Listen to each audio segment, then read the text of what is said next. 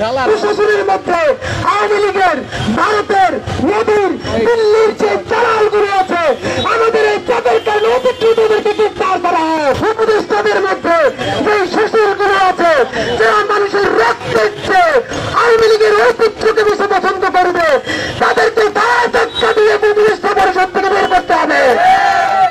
সুতরাং আমাদের আজকে তিনটে দাবি। প্রথম দাবি হচ্ছে অতি সত্বর গণহত্যাকারী আওয়ামী লীগের নিবন্ধন বাতিল করতে হবে। দুই, জাতীয় পর্যায়ের কেন্দ্রীয় কমিটি থেকে শুরু করে বাংলাদেশের প্রত্যেকটা ইউনিয়ন পর্যন্ত খুনি গণহত্যাকারী আওয়ামী লীগের যে কমিটি আছে, সেই কমিটির প্রত্যেকটা সন্ত্রাসীকে অনতিবিলম্বে গ্রেফতার করতে হবে। আমাদেরকে অনেকে বলবে, তাই তো সবাই গণহত্যায় অংশ নেয় নাই, যেই দল গণহত্যা করেছে তার কমিটিতে কি আছে, সে কি তাহলে ফেরেশতা? এটা জানতে চাই। সুতরাং কোন প্রমাণ লাগবে না। এই আন্দোলন ছাত্র জনতার অভ্যুত্থান নতুন বাংলাদেশের যেমন সংবিধান, তেমনি ভাবে গণহত্যাকারীর সাথে যে আছে সেও গণহত্যাকারী বলে প্রমাণিত হবে। এবং আমাদের তৃতীয় দাবি, আজকে বাংলাদেশের জুলাই যোদ্ধারা, আপনারা শুধু নর্থ সাউথের খবর জানেন, ইস্ট ওয়েস্টের খবর জানেন, ব্রাকের খবর জানেন, অথচ বাংলাদেশের প্রত্যেকটা জেলায় উপজেলায় আমাদের ভাইয়েরা সেই তেতুমিরের বাসের কিল্লা গড়ে তুলেছে। সেখানে আমাদের ভাইদের জীবন বিপন্ন, কোন সন্ত্রাসীরা প্রতিদিন হামলা করছে, থ্রেট করছে, সেই খবর আপনারা কেউ জানেন না।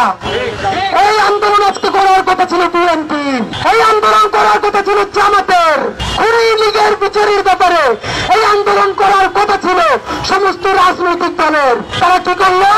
তারা কি এখন ক্ষমতার রুটি ভাগাভাগি করছে, দল গুজাচ্ছে, ভোটের প্রস্তুতি নিচ্ছে, আর আমরা ছাত্র জনতা খেয়ে না খেয়ে চিৎকার চেঁচামেচি করে খুনি লীগের বিচার চাই, আর তারা আমাদেরকে জনতার শত্রু বানাতে চায়। সুতরাং 3 নম্বর দাবি হচ্ছে আমাদের প্রত্যেক বিপ্লবী জুলাই যোদ্ধাদের জীবনের সম্পূর্ণ নিরাপত্তা নিশ্চিত করতে হবে।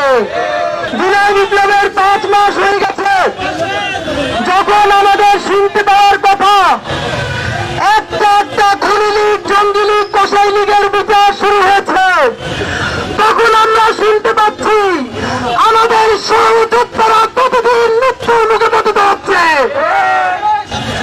আমার যখন শুনতে পাওয়ার কথা কসাই, খুনি, জঙ্গি, নদীর সঙ্গী খুনি হাসিনাকে ইন্টারপোলের মাধ্যমে বাংলাদেশে ফিরিয়ে বিচার শুরু করার কথা, তখন আমরা শুনতে পাই আমাদের গত কয়েকদিনে এই আন্দোলনের বাসের কিল্লা প্রাইভেট বিশ্ববিদ্যালয়ের অন্তত 5 জন ভাই বোনকে হত্যা করেছে জঙ্গি লীগেরা।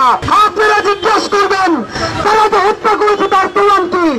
আপনারা দেখবেন শাহবাগের কসাই অমির রহমান বিলাল এবং নিষিদ্ধ ছাত্রলীগের সাদ্দাম তারা জুম মিটিং করছে, প্রকাশ্যে তারা বলছে জয় বাংলা বলে, পাড়ায় মহল্লায় জুলাই যোদ্ধাদেরকে হত্যা করতে হবে। আমরা বলতে চাই প্রশাসনের কি কাজ ছিল? সাথে সাথে খুনি লীগ, জঙ্গি লীগ, কসাই লীগের প্রত্যেকটা ওয়ার্ড কমিটি থেকে শুরু করে কেন্দ্রীয় কমিটির প্রত্যেকটাকে তুলে তুলে ঢুকানোর কথা ছিল। অথচ আমরা জানলাম 636টা সন্ত্রাসী ক্যান্টনমেন্টে আশ্রয় নিয়েছিল।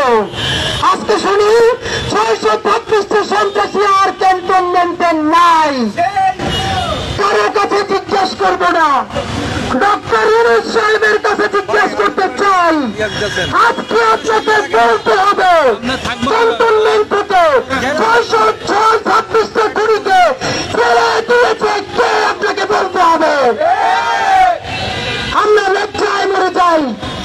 স্বরাষ্ট্রমন্ত্রীর বরাতে জানতে পারি কসাই কাদের বাংলাদেশের জুলাই অভ্যুত্থানের পর 3 মাস দেশে ছিল। স্বরাষ্ট্রমন্ত্রীকে সাংবাদিকরা জিজ্ঞাসা করছে, তিনি হেসে এসে বললেন আপনারা কেন বলেন নাই, তাহলে তো অ্যাকশন নিতাম। আমরা যে স্বরাষ্ট্রমন্ত্রীকে পদত্যাগ করতে বলবো তাতে আমাদের লজ্জা লাগে। সুতরাং স্বরাষ্ট্রমন্ত্রী চিনি না, আইন উপদেষ্টা চিনি না, খালি আমরা ডক্টর ইউনূসকে চিনি। সুতরাং ছাত্র জনতা বসবে। আমরা যমুনার সামনে যাওয়ার চেষ্টা করেছি, পুলিশ বাহিনী আমাদেরকে এইখানে বসার অনুরোধ করেছে।